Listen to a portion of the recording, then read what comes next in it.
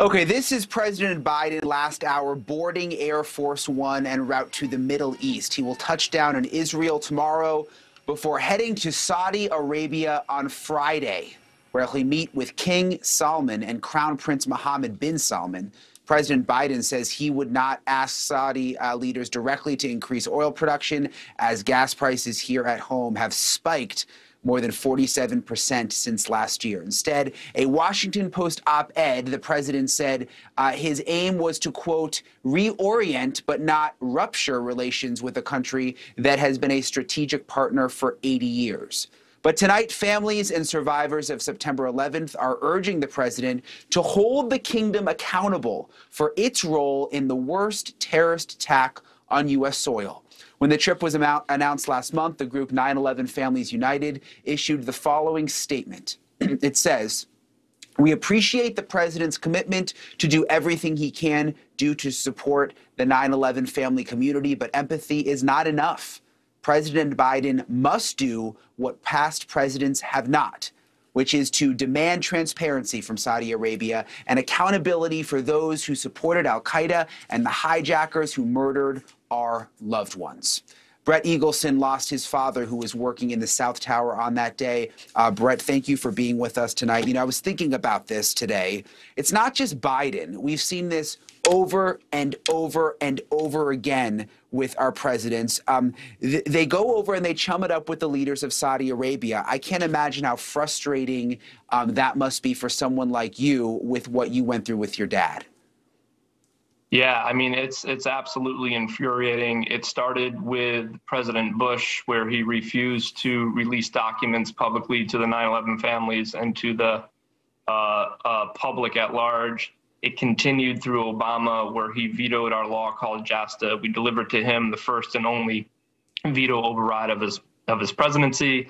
It was perpetuated again by President Trump, who met with me and other 9/11 family members and promised that he would help us hold the Saudis accountable, only to find out 24 hours after our meeting, his Attorney General, Bill Barr, invoked what's known as the state secrets privilege against all the documents. It wasn't until September of 2021 where President Biden, under pressure from the families, under pressure from our group, who risked being protested at the 20-year anniversary of 9/11, it wasn't until then that President Biden passed an executive order which called upon the FBI and the DOJ to release, to the greatest extent possible, all investigative materials that our government has had. And what we found out was that the FBI was investigating the Saudi role in 9/11 all the way up until 2021.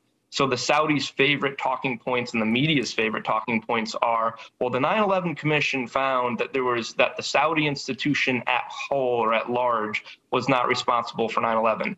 But that's like using an abacus to do a math calculation in 2021. We have FBI documents now that show that the FBI was investigating the Saudis all the way up for over a decade after the 9/11 Commission. So, to your point, I hear you, Brett. And we look the other way. Yeah, we look the other way. What I wanted to ask you is I understand that the location is important, that we've got bases there, that the alliance is important to a certain degree. But are we just supposed to ignore all the bad things that the Saudis have done and look the other way because of that? Where do we draw the line? Yeah, I mean, you're exactly right. And look at what these golfers are doing here that are defecting from the PGA Tour, who are not giving an iota about anything that the Saudis are doing, all the atrocities that they commit all over the world. You've got people like Phil Mickelson taking $200 million. So, at what price do people no longer care about murder? At what price do people no longer care about carpet bombing of Yemen? At what price does America at large vow to forget what we've said that we would never forget, which is 9/11? And I think Phil Mickelson and others have shown their price tag. I don't blame President Biden for going to Saudi Arabia. He's the head of our state. He was elected by the people to negotiate tough deals, to speak on behalf of this country. Look, we have a crisis here where gas is $5 a gallon. The Saudis continue to carpet bomb Yemen. If there's a chance to bring real peace between Israel and Saudi Arabia and Iran, I support that. We fully support that. But President Biden needs to remember the very first priority on his trip to Saudi Arabia should be addressing the FBI documents that his executive order produced, the FBI documents which say that without a doubt, the Kingdom of Saudi Arabia was behind the support network for the 9/11 hijackers.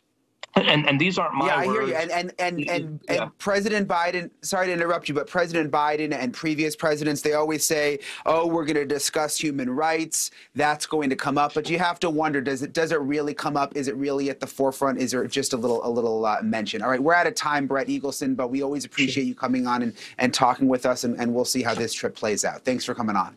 Thanks for having me.